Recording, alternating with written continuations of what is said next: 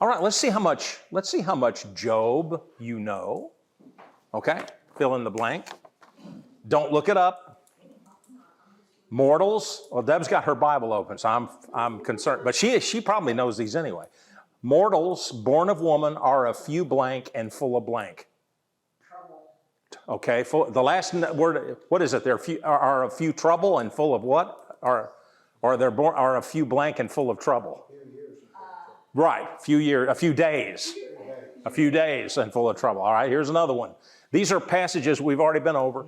The Lord gave and the Lord has taken away. Blessed be the... All right, good. You better know that one. You better know that one. I think that one has been quoted at every funeral I've ever been to. Remember, O God, that my life is but a what? Is it a span? No. No. Vapor's close. That James puts it that way. A breath.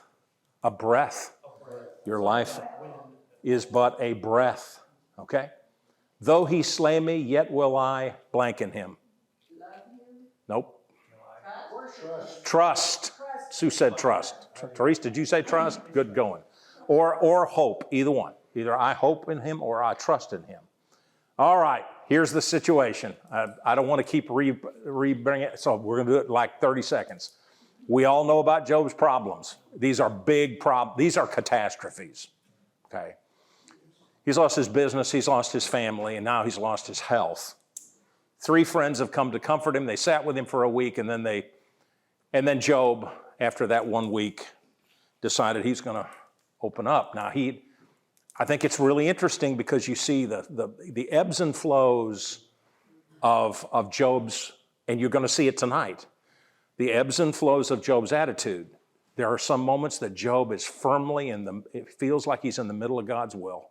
The Lord is given, the Lord's taken away. Blessed be the name of the Lord. Okay? And then he says, don't be foolish. I'm not going to curse God and die. Can we not accept bad from the Lord and not good, or evil and not bad, good and not evil, right? So, but Job, then after this week of sitting there quietly, has had all he can take. He has a tidal wave of emotion washes over him. He's so disillusioned. He curses his birthday, the day of his birth, and then after he's finished with all of that, 1 full chapter, his friends basically say, well, it's all your fault anyway, because you're bad. You're bad. And then Job defends himself, and his friends say, hey, you're the sinner here, not us. Okay? All right, that's where we got, that's debate, that's round 1 of the debate. This is a 3-debate fight, okay? All right, so here we go with round 2. We are going to be in Genesis, Job 15. Yeah, I'm teaching so many different classes, I forget what book I'm in sometimes. This is Job 15, we're going to go through 21. 7 chapters tonight, just catching the highlights, okay? It's like the soccer games they show that are like, 3 hours? 3-hour soccer games that are reduced to 30 minutes, we're going to do that. So that's what we're going to do here. We're going to catch the highlights. You got Eliphaz, Bildad, and Zophar, the 3 original characters, the 3 friends, if so-called. And I think they are friends. I just think we're going to examine the bind that they're in. They're in a bind. Okay, it isn't just Job's bind. It's their bind too. And we'll examine that in a moment. I guess we have to ask the question, do we have friends like that? You hope that you'd have friends that would come and visit you in your pain. I mean, they act like Yeah, they just, good grief, I mean. Yeah, they thought God needed a defense, didn't he? It was Job that needed the defense. Yes. Yeah. Oh, this is a rich text because there's a lot working here, okay? Well, Eliphaz, Bildad, and Zophar sharpen their swords a little bit in this round 2. They get a little bit more edgy, okay? They say some things that are really not very nice. They've already said some things in round 1 that weren't very nice. Saying you're bad is bad enough. So let's look at this. So the end of round one, let's go to round two. Eliphaz opens up as he opened up round one, and he will open up round three. It's all very methodical as we go through. Would a wise person, okay, Job has made his defense. And so Eliphaz, it's the first few verses are not theological, they're personal. He says, would a wise person answer with empty notions or fill their belly with the hot cast east wind? You're a real windy. That's not a compliment, in case you didn't know. Would they argue with useless words, with speeches that have no value? But you even undermine piety and hinder devotion to God. Your sin prompts your mouth. You adopt the tongue of the crafty. Your own mouth condemns you, not mine. Your own lips, sorry with the D there, your own lips testify against you. In other words, Job, your defense, your self-defense is sinful. What you're saying here is sinful. Just defending yourself, because by defending yourself, you're accusing God of doing wrong. They said that is sinful. In fact, he even says, what you're doing here is undermining righteousness. You are hindering devotion to God. Whoa. If anybody ever comes up to you and says, hey, you know something you said the other day has really, didn't challenge my faith, but defeated my faith. Would just kill me. Somebody came and said that, wouldn't it you? You've really discouraged me. That would be, you want to hurt someone, that hurts them. That hurts somebody. Basically, Eliphaz says, Job, you're a really discouraging guy, whereas devotion to God is concerned. He goes to verse 8, do you listen in on God's counsel? Do you have a monopoly on wisdom? What do you know that we don't know? What insights do you have that we don't have? In other words, you're not the only one who knows stuff. You're not the only one smart here. You need to be listening to us. 15 and 16. If God places no trust in his holy ones, if even the heavens are not pure in his eyes. This is a very challenging verse, but you have to remember this is a Eliphaz who got it wrong sometimes, okay? If God places no trust in his holy ones, if even the heavens are not pure in his eyes, how much less mortals who are vile and corrupt, who drink up evil like water. He's referring to angels. Job has some knowledge of the fallen angels here. He says that even the heavens are not what they ought to be. They are, but if angels can fall and sin, can you imagine what humans can do? We drink up evil like water. Job, you're just like everybody else, okay? Verse 20, all his days the wicked man suffers torment. The ruthless man through all the years stored up for him. Terrifying sounds fill his ears. When all seems well, marauders attack him. The wicked man has all kinds of problems, and he's scared, he's paranoid, okay? They're miserable. Wicked people are miserable. You are miserable. Therefore, you are wicked. I mean, ergo, you're wicked. Look at you. Look at the mess you're in. Notice the sharpening of the edge here. They're cutting deep. Eliphaz is really, and he's the gentlest of the three. Then Job answers Eliphaz in chapter 16. He says, I've heard many things like these. You are miserable comforters, all of you. Remember that one, because that'll probably be on a quiz next week. I'll fill in the blank. You are miserable comforters, all of you. Will your long-winded speeches never end? What ails you that you keep on arguing? That's that great question. What ails you? What's wrong with you that you want to keep on with this debate about whether I'm righteous or unrighteous? I also could speak like you if you were in my place. I could make fine speeches against you and shake my head at you. In other words, you guys have no empathy, no compassion. If you were in my shoes, you'd be saying, I would be talking to you like you're talking to me. So there. He might have been. I want to look at something that was said here, okay? It says, what ails you that you keep on arguing? I want to pose that question to the class. What ails these three men that they keep arguing with Job? Self-righteous. Self-righteous? I think it's more than Go into that though, because I think there's something to that, being self-righteous. I think they have all the answers and they're more holy than they think he is. Yes. Okay. I think that's definitely part of it. I think there's more than one reason, but I think that's a significant reason. I think they are. Could you stretch it and say, this sounds awful, were they compassionate? And this sounds crazy. They knew that if he cursed God and died, he'd at least be out of pain. Yeah. Now, that sounds crazy to say, but it's, you never know. Okay. They Okay. were so sure of themselves that wickedness brought on the thorns. Yeah.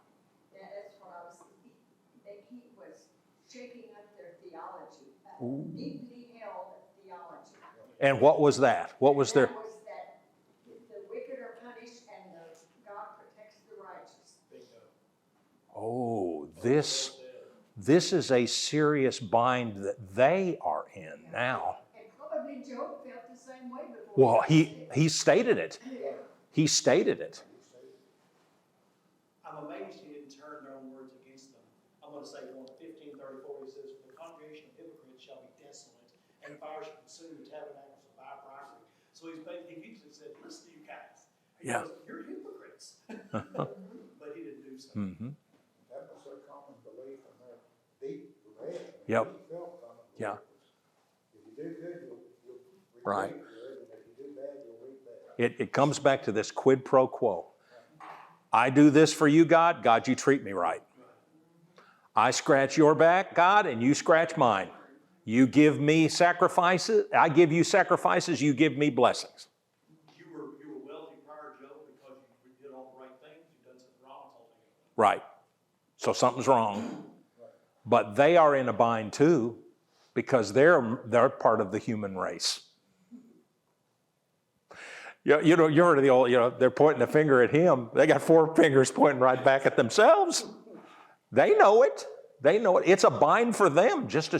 They are stuck in the same enigma that Job is.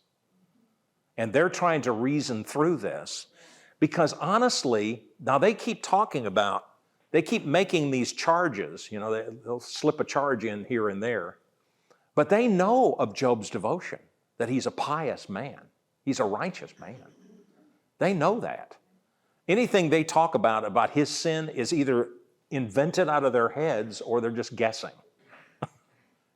They don't know of anything that's wrong with Job. They Because just have to assume that due to the fact that his condition, it had to be sin. had to be. Because they've been operating on the same, they're doing well, and they're operating on the same quid pro quo system that Job's been operating on. Okay. They're fairly convinced whatever happened to him wasn't an accident. Oh, absolutely. Yeah. You couldn't just Well, it has to be that way. Because if it isn't that way, then all these guys can do is wait for their turn. Your turn's coming next. I think Job implies that in some of the things he says to him. He said, your turn's next. Yeah, maybe so. I'm not sure I would have blamed him either. So that's why they keep on arguing, because so much is at stake, and their self-righteousness is at stake. I mean, their right standing.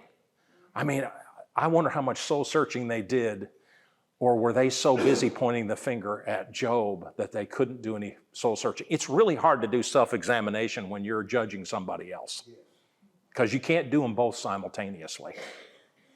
If you're very careful and you're very humble about your own brokenness, you cannot be harsh with others. You just can't, because you can't do them both at the same time. Can So. you imagine the pain inflicted on Job on top of what he has, listening to these long-winded speeches? Yes. When you don't Well. feel well, the last thing you want is somebody preaching on top of it. And yeah, you're sick, and they're your friends.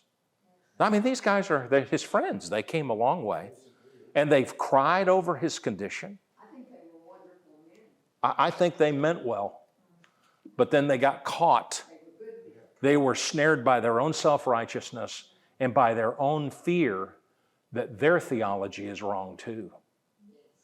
And guess what? And guess what? Their theology is wrong. Makes you wonder if it just been one of us or three, would they have done it? Yeah. Because many times mob mentality takes over. They feel a collective, we're gonna all turn on you, and not just one. Mm-hmm. Well, let's keep going because Job's not done. He says, surely, God, you've worn me out. Now he's talking to God. He says, you've worn me out. You have devastated my entire household.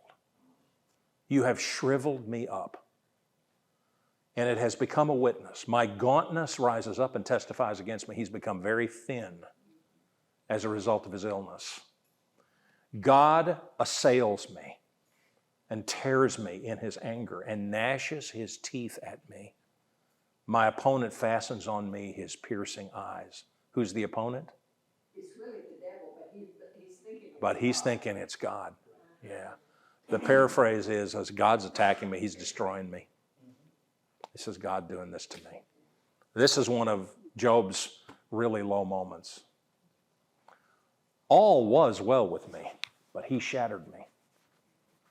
He seized me by the neck and crushed me. He has made me his target. His archers surround me. Without pity, he pierces my kidneys and spills my gall on the ground. In other words, God's put a bullseye on my back, and he's firing away. Okay? Joe didn't know his anatomy too well, though. He thought gall came from the kidneys. Well, I will tell you, the ancients believed that the kidneys were also, the bowels and the kidneys were the center of emotion. That's why when you see, in fact, this carried on for several centuries. Like you will read in the Old King James, having in the epistles, you have bowels of compassion in the Old King James, remember that? Yes. Well, they believed that the seat of emotion was the bowel. Well, then they believed the kidneys were the seat of the emotion. They didn't think of the heart being the seat of the emotion. So, okay. Anyway, yeah. No, it's just an ancient view. We speak of the heart as the center of emotions now, and somebody 1,000 years from now is going to say, your heart pumps blood. It's not the seat of your emotions. You see, it sounds silly, but it's not. It's there. But I think it So, I think that somehow God, and the angels direct it from the heart, because if God says it's from the heart, then he is not, I don't know. he uses our language to communicate with us and our understandings. That's why he told stories. Right, like with your kids. And we keep going. Even now my witness is in heaven. And this is a sudden pivot. Now he has just gone through this terrible, God has placed a bullseye on my back and he's firing away, okay? Even now my witness is in heaven. He says, my advocate is on high. My intercessor is my friend. As my eyes pour out tears to God. God's my only hope. He's my friend. You know, you say, wait a minute, is this the same guy talking? It's the same guy talking. Is there something to this? I mean, are we being told something about the nature of suffering, about the result, how we emotionally deal with suffering? Yes, absolutely, there's something. Yeah. It isn't all, you don't spend all of your time at the valley. No. Yeah. You will occasionally come up for air. Yeah. You don't just stay underwater, you come up for air. Here, by the grace of God, he sees a shaft of light, of some hope. And he says, he's crying out to his intercessor. The one, he says, who is his opponent is now his friend. Just a few verses later, he calls his friend. Let's keep going. My days have passed. I think it's, again, more sad words. My days have passed. My plans are shattered. Yet the desires, here he goes. Yet the desires of my heart turn night into day. In the face of the darkness, light is near. He still had hope. Still has some hope. Yeah. Again, he goes up, he goes down, he goes up, you'll see this all through the book. I will say this about his friends. His friends did not go up and down. They kept. This was the way it was the whole time. They never for a moment let up on Job. But Job let up on God. One minute he's saying, I wish you'd take the target off my back. And the next minute he's saying, the only real friend I've got is in heaven. And I'm crying out to him for deliverance. And I'm seeing a light in the midst of my darkness. So, Isn't that the way we do, you know? sure it is. Sure. It's human nature, isn't it? It's human nature. Yeah, yeah, You can't stay at the bottom of the hill all the yeah, time. yeah, And you can't stay at the top all the time. yeah, yeah. It's always darkest before dawn. Well, that's true. That's true. I've always thought that people that end their own lives, if they just give it a little more time, just a little more time. Job's a beautiful example of that. He took all the time he needed for God to answer him. So, well, now Bildad, the Shuhite. You who tear yourself to pieces in your anger, is the earth to be abandoned for your sake? Or must the rocks be moved from their place? The lamp of the wicked is snuffed out. The flame of his fire stops burning. Bildad says, hey, you're no exception to the rule. Wicked people suffer. Okay? Yeah, get over yourself. This is the way life is. You know what? It is, mentioning it earlier as we did just a few moments ago, I think these guys are digging themselves a deeper hole all the time. To say things like this, they gotta be considering their own fate at some point and saying, uh-oh, maybe my own demise is near. Same song, but really Bildad's speech is same song, second verse. So it's all your fault. I'm not gonna review what we've already seen. He basically repeats himself. Job answers Bildad. And here is, I think, the most descriptive of all the passages in Job about his situation as a sick man. Okay, all right. Listen, hear this in a moment. We'll review it. He's speaking of God. He has alienated my family from me. My acquaintances are completely estranged from me. My relatives have gone away. My closest friends have forgotten me. My guests and my female servants count me as a foreigner. They look on me as on a stranger. I summon my servant, but he does not answer, though I beg him with my own mouth. My breath is offensive to my wife. I'm loathsome to my own family. Even the little boys scorn me. When I appear, they ridicule me. All my intimate friends detest me. Those I love have turned against me. That hurts. I think you could take Boyles if it weren't for the isolation. Who's he isolated from? Right, we're going down the list. His family. Who else? His servants. His servants don't even, they work for him, but they don't pay attention to him anymore. What's happened? What would have happened for that to happen, for the servants to ignore him? What's possibility? Use your imagination. What's been happening to Job and his family? His wife has taken over. She's pretty much cursed him. Because she wanted him out of the way. Anyway, it's not a good picture for her, obviously. Yeah, They don't want to serve the spies. yeah. He's a. That's why I say those men were wonderful men, because they stayed there with him. They all did. that time, They did. Night and day. Here's the only thing, Joyce. I agree with you. Yeah. Well, I guess it's very possible they thought so, that he would have been considered unclean. Yeah. What if it's kind of like a leprous disease of some kind? Maybe he had been gone from home for so long that his servants just lost respect for him. He's not here anymore. What? He doesn't live here. Basically, he doesn't live here anymore. He said, my breath is offensive to my wife, which is figurative of an estrangement from his wife. They're separated. Doesn't want me around. She doesn't want me around anymore. The servants don't obey me. And he might have smelled bad. He said, yeah, I'm sure he did. I'm sure he did. Yeah. Necrotic tissue, dying tissue smells like death. He smelled like death. There's no question in my mind that was the case. Probably heavily infected. Yeah.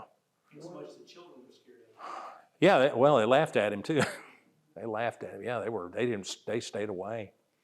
He is isolated in every way possible. This is a terrible situation. But that's a little insight into what was going on with him personally and socially. I think it's important to note that. So what's happened to Job is, well, let's just say hell has visited Job on earth. There's no question. Well, Job answers Bildad pretty simply. He says, have pity on me, my friends. Have pity, for the hand of God has struck me. How would you paraphrase that? Have mercy on me, please. Quit the judgment. Please, just show me some mercy. That's all. Pretty straightforward. And then he says this. Again, 4 verses. This is just 4 verses later. I know that my Redeemer lives, and that in the end he will stand on the earth. And after my skin has been destroyed, and that's very important to him because his skin is being destroyed, okay? Yet in my flesh I will see God. I myself will see him with my own eyes, I, not another. How my heart yearns within me. That's the only thing that was keeping him alive. I think so. Yeah, he's actually, oh man, this is one of these verses that causes some Old Testament scholars to scratch their head. The reason they scratch their head is because the Old Testament says very, very little about the afterlife, about the coming of the Lord and the resurrection of the dead. Practically nothing. Practically nothing.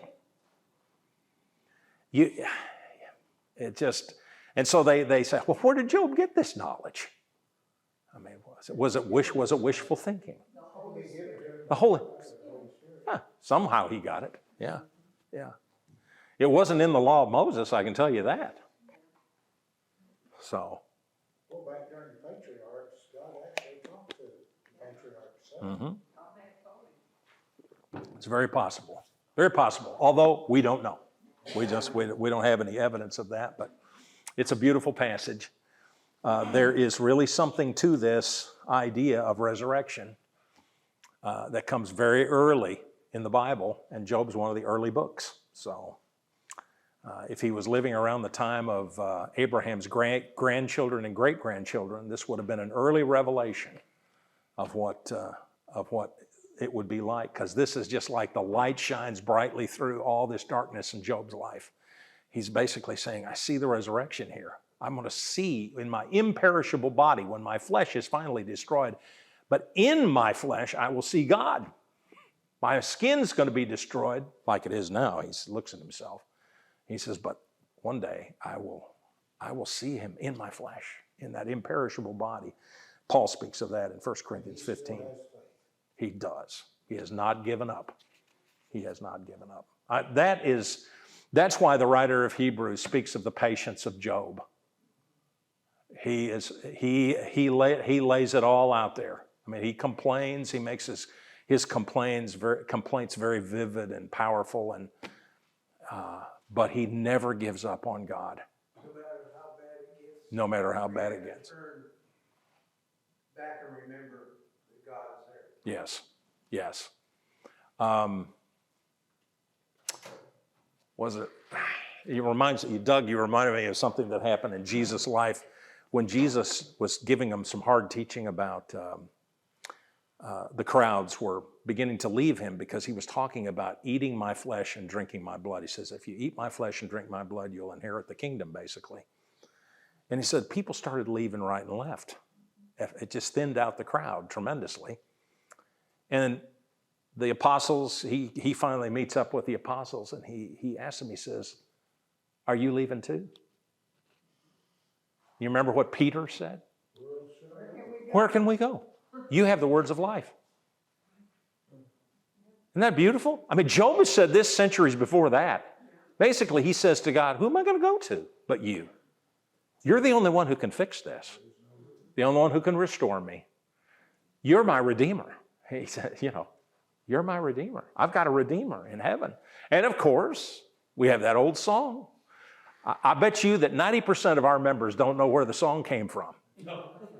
That it would have been at Job's lowest point that he wrote that. I know that my Redeemer lives. So whenever you sing that song and you say, well, this doesn't fit my mood. Well, it didn't fit Job's either. Because sometimes you don't want to sing about the Redeemer. You know, you just don't want to sing at all. But these were the words of a man who was at the bottom. Well, I guess I've never read Job. I didn't realize in 20 it refers to the skin of his teeth. Yes, skin of his teeth is in there. Yes, yes, But yeah, I think also you that gotta look at expression. We're talking about faith. He also is a man of logic in a way. Okay, I have short time here on earth, but I have eternity in heaven in a flesh that's no longer going to be bound to earthly limitations. So, I mean, I always believe that these are written for us or anyone who reads them. It's a terrible thing Job's going through, but his faith was so intense, he helps us understand why we're to hear it. People I talk to here that have much stronger faith than me don't fear death. And I find it so hard to swallow. Yeah. But they don't fear it. My mother does not fear death at all. Yeah. In the least. She's Yes. not going to take it, but while she's here, she's going to be productive. Yeah. She'll smile all the way through it. Yeah. It's a comforting moment, and he must be living that right now. As much pain as yeah. You shouldn't have been so hard on her that she's not afraid. no, she's not afraid. Yeah. But Yes, Jerry. It makes me think about the Apostle Paul, his marriage to go and be with Jesus, Mhm. that his prophet was saying. I think in his suffering, he was kind of ready to, okay, I'm ready to go and be with him. Yeah. But even Paul had his moments. You read the end of 2 Timothy, and even those glorious passages about me receiving my crown, there were moments of great sadness. You can read between the lines and see it.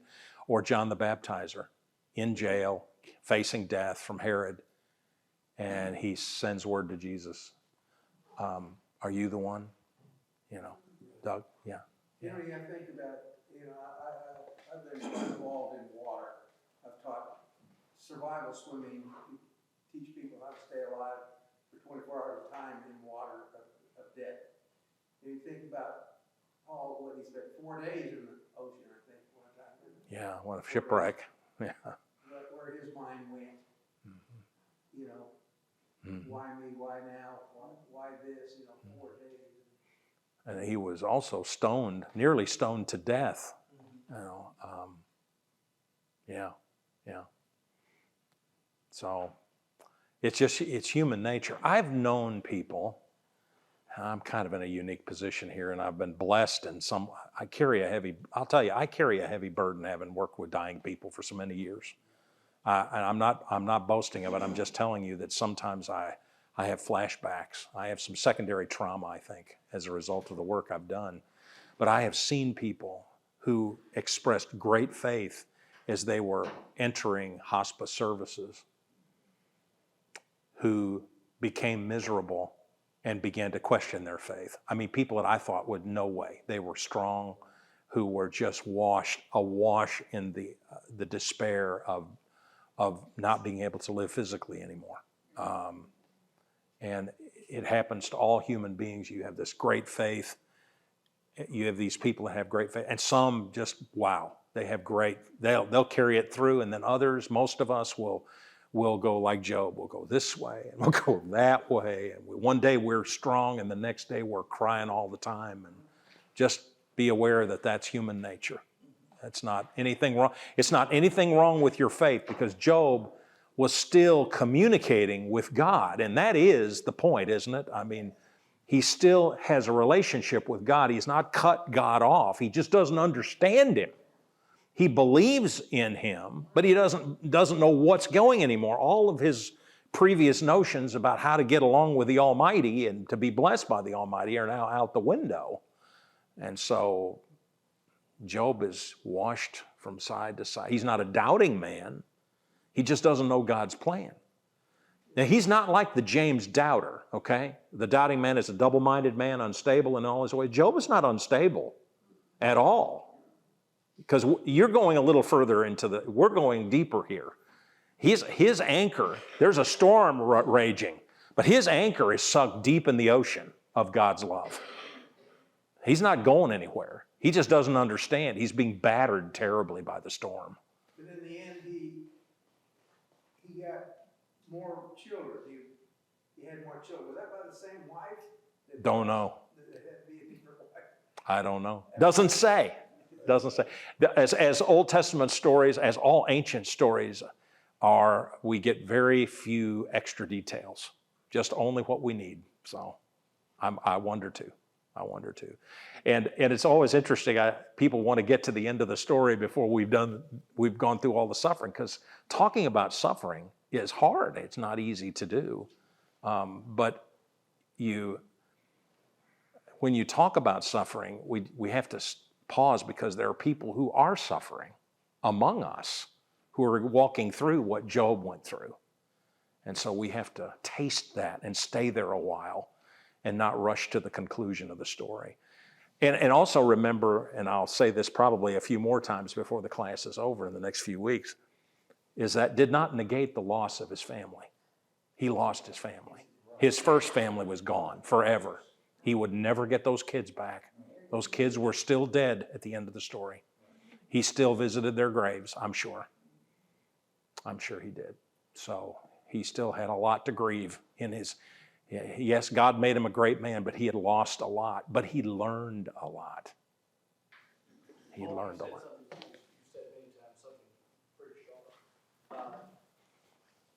Job makes you often, at a certain age, hits you, face your own mortality. You have to realize that even though you may not suffer this level, you face some suffering in your life, it may end in your life end. And I think a person at a certain age becomes more consciously aware. I think I told you the math I did the other day.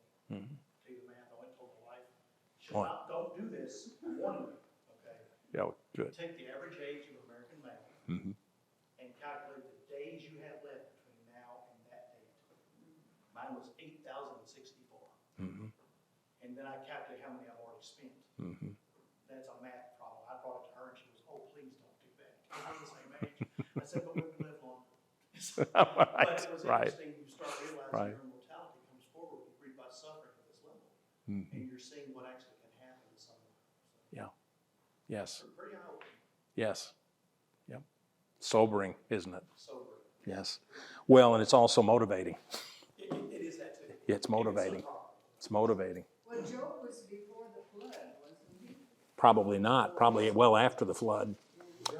In our first class, or it was our second one, we talked about these three guys, and they may have been contemporaries of Esau's children and grandchildren. Because Teman, I think, was a grandson. Eliphaz was a son of Esau, and Teman would have been his grandson. And it speaks of Eliphaz the Temanite. Well, I was just wondering, So. were they still living to be almost 1,000? No, not at that time. No, Jacob lived to be 130, 100 and, Yeah, he lived 140 years. 140 years. Yeah. So they were still pretty old, but yeah. Well, let's finish up. Zophar is the most obnoxious of the three, in my opinion. Surely you know how it's been from of old, ever since mankind was placed on the earth, that the mirth of the wicked is brief, the joy of the godless lasts but a moment. Your sins have finally found you out, Job. They always do. Zophar's such a nice guy.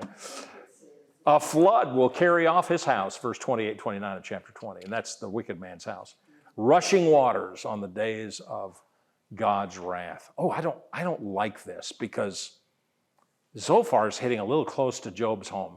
If you'll remember, all of his children were at the oldest brother's home in a windstorm, okay? And so he gets close. In fact, wasn't it Zophar who actually blamed the children for their own demise? I think Zophar did in debate round one. They were wicked, that's why they died. And was he the youngest one? One of them. I don't know. Elihu hasn't come on the scene yet. He's our fourth friend.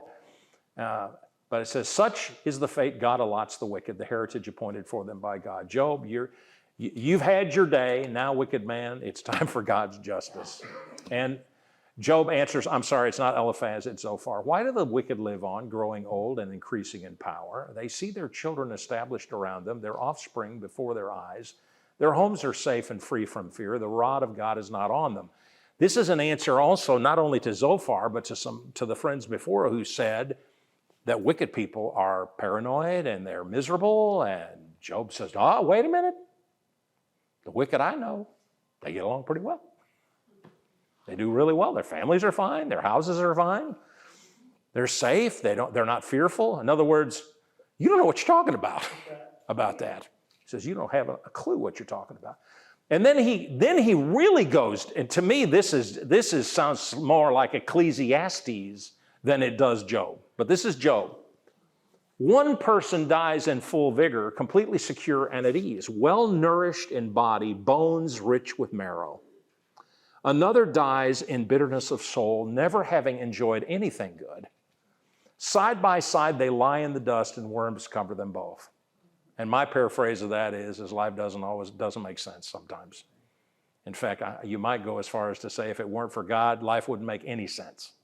Be totally meaningless. The Hebrew word is hebel, which is it means futile, frustrated, Remember we talked about groaning last Sunday in the sermon, Romans 8, where you groan. The creation groans, the Holy Spirit groans, these sighs. Well, that's kind of the word, the hebel is kind of like that.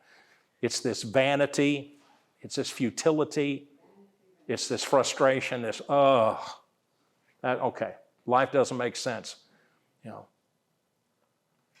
And then, of course, this passage to me rings so true. This resurrection hope. I know that my Redeemer lives and that in the end he will stand on the earth. It's very similar to the hope of the resurrection. That spiritual will have spiritual bodies of flesh, of imperishable material. We will not be ghosts. Jesus, when he was resurrected, was not a ghost.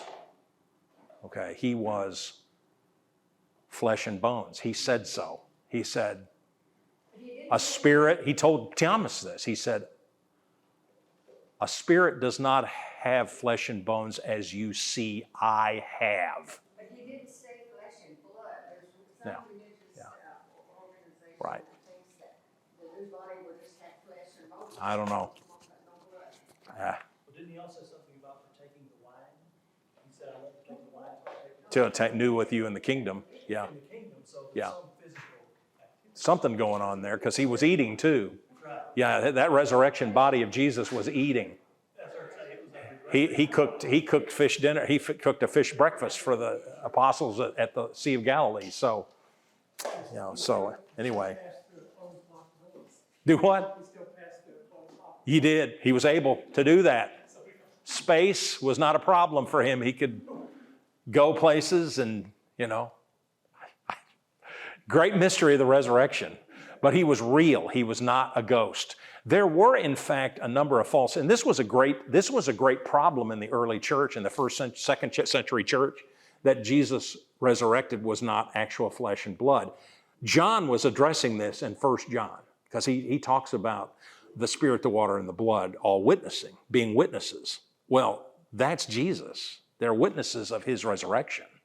So, that kind of thing that was a problem for first and early second century folks. They had trouble believing that Jesus was actually a human. It's something akin to the transporter on Captain Kirk, Yes. Where all the atoms in his body are Yeah. disassembled and then reassembled once he gets through that.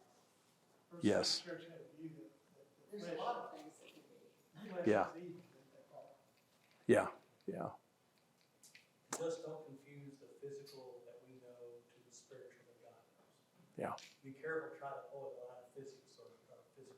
Yes, and this passage in 1 Corinthians 15 is filled with mystery. It's full of knowledge, but it's also full of mystery as well.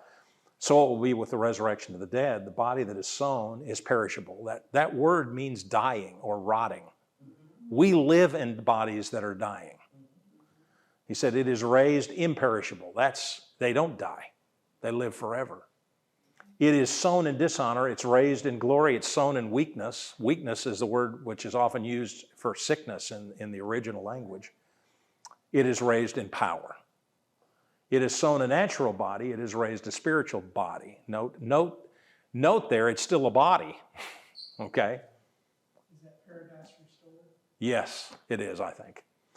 He says, I tell you a mystery, we will not all sleep, but we will all be changed in a flash, in the twinkling of an eye at the last trumpet. For the trumpet will sound, the dead will be raised imperishable, and we will be changed.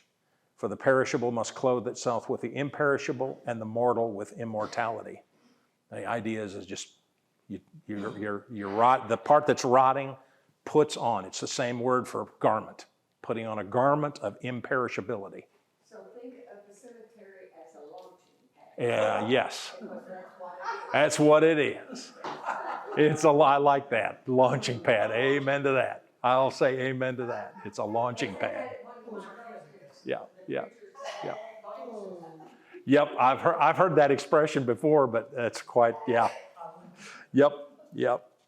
Well, it's always been believed to be that because cemeteries are always at the tops of hills.